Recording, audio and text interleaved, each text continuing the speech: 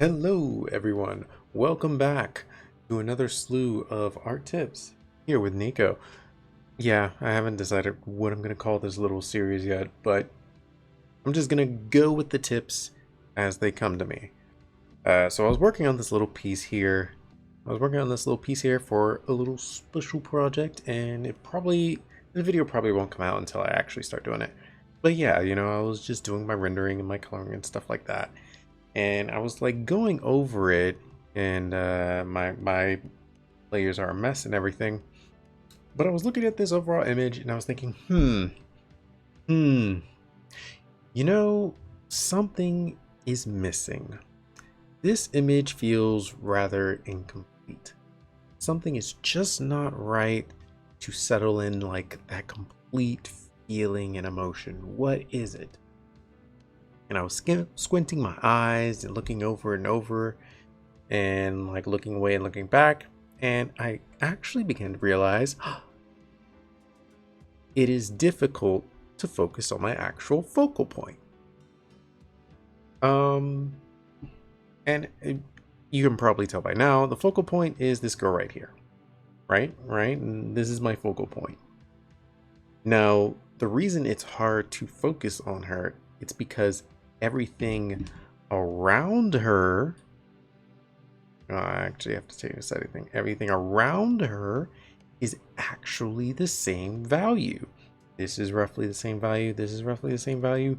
Up here, it gets a lot darker, so it's easier to distinguish, but like a good 90 to 80% of the canvas is like the same value as her.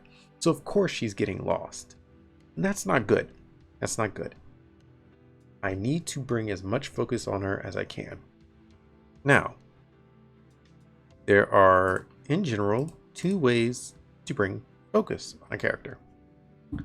One of the ways is to up the contrast of that character, but I don't know if I want to do that. I'm looking at the rendering here and the contrasting colors, and it seems like I feel like she has enough contrast. If I were to boost it up more, it would start to look weird and start to look off. I don't think I would like it.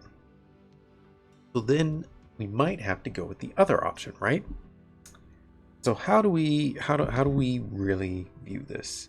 Well, one of the things I like to do is I like to go up above all my previous layers, and I make a completely gray layer here, and I set the layer to color mode, right?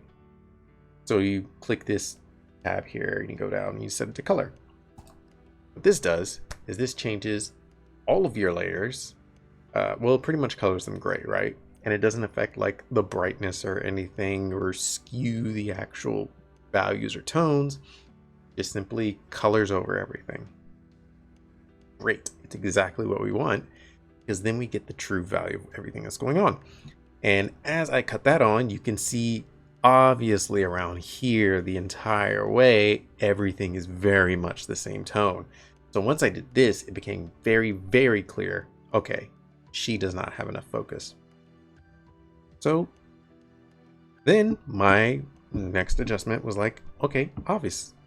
I have to make everything, since it's a nighttime scene, darker than she is. If she's the lightest thing with the highest contrast, she will pop. If everything else is dimmed and dark, it'll fade away. If I can get the layer to switch over there, boom. So I just, boom, tone down everything else. I could probably do a little bit in this area here too, but I'll get to that in a second. And everything just got darker, and now she stands out a whole lot more. But I'm not gonna just say it like, just make it darker. No, if you were to actually render this here, I'm gonna go through it a bit.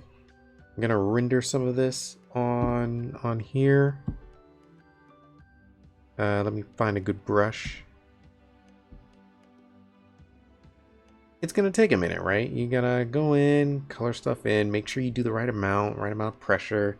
You don't want to lose details and like overpaint too much, because then you kind of miss what the point is. And while it's working, it does tend to blur details because you're painting over it. But I have a better solution that is actually quicker. because there was no objects here. If I had to do it here, there's a lot of adjustment to be done. So we're going to go back. We're going to go to our base, just regular grayscale portion of the image. And we're going to right click this and go to merge visible to new layer. It's going to load for a second. Just a super quick second. Any day now, it will load everything into a new layer and we won't lose all of our previous layers. It's just going to take a moment though. All right. There we got it. All right, so what I did now is I went to my magical lasso tool and I started tracing the areas that I wanted to shift the value of. And we go around here, we go around here. You don't have to be ultra neat with it, you know, you'll make some adjustments later, trust me. And we go here, and I don't have the hotkey set up for this. I probably need to change it. I don't memorize it, but we're going to go to edit, tonal correction, and we're going to go to level correction. Now, it's been a good many years since I used this tool. A good many years. I used it way back in Photoshop. But now I am finding use in it again. So, level correction is a very helpful tool because it pretty much adjusts the levels of the values in the image. So I'm just going to go ahead and click auto adjust here, just for kicks and giggles, right? And look, it auto adjusted to a very lightened image with pretty significant contrast, right? It just changed everything in the area. Now I don't want to do this because it makes it lighter. So I'm going to move this all the way over here so it goes back to normal. And the adjustment I want to make is, so if you take the one on the right, move it closer, it adds more light into the scene. Take the one on the left, move it to the right, it adds more darkness into the scene. So here's the thing.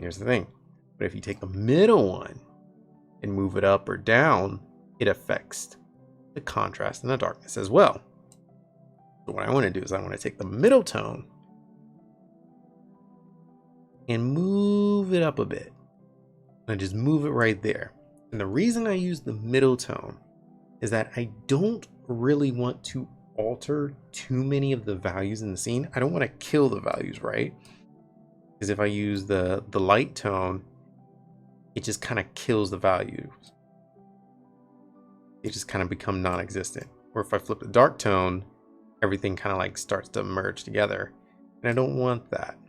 It's not subtle enough, right? And there's not a lot of room for everything to kind of coexist. I'd rather leave as much room as possible, but shift this middle one up. And then it kind of darkens it, right? Because it darkens it, it sets like this tone where there's still like an inherent shape and volume value to it, but it's dimmed. And the reason I chose to do this is because in the grand scheme, when you zoom out, it adds more focus onto the scene and it makes the scene feel more dynamic because we got a little bit of light coming out the window here too. Now, you've probably also noticed this is the finishing touches. There's these little, artifacts here. Oh, I didn't lasso perfectly, and it leaves a little bit extra, and then you got this corner here and all that. That's no big deal. No big deal. Because this just took us like 30 seconds to do, honestly. I spent a lot of time talking, but if I wasn't talking, this was like 30 seconds. We're going to go to the blend tool here. And, we're going to switch to a fingertip tool. Fingertip tool mainly to get these dark spots and fill it in with these crevices. So this is all we're going to do. We're going to fingertip a little bit. We're going to fingertip it into that corner right here. Add some darkness.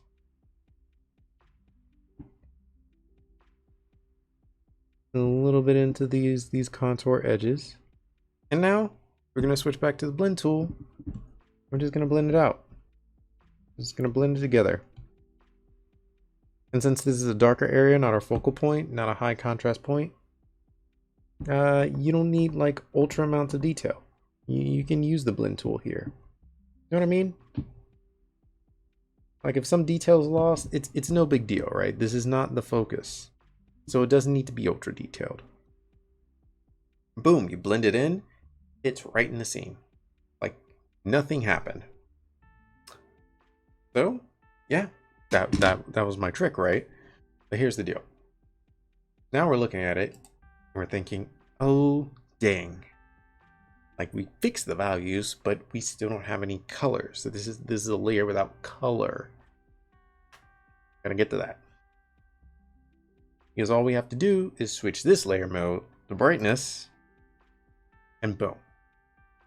Now all the colors we have are back, but the brightness and the value of this layer is being applied to all the layers below. Everything kind of just resolves itself. Now I might prefer to use this one up here instead, brightness, because I actually fixed that side. But boom, same point. Now we step back and it looks a little better, right? You can flip off, on, off, on. Oh, that's so much better. So much more clear, so much more defined in what it's trying to achieve. Focal point is clear, clearly focusing on her.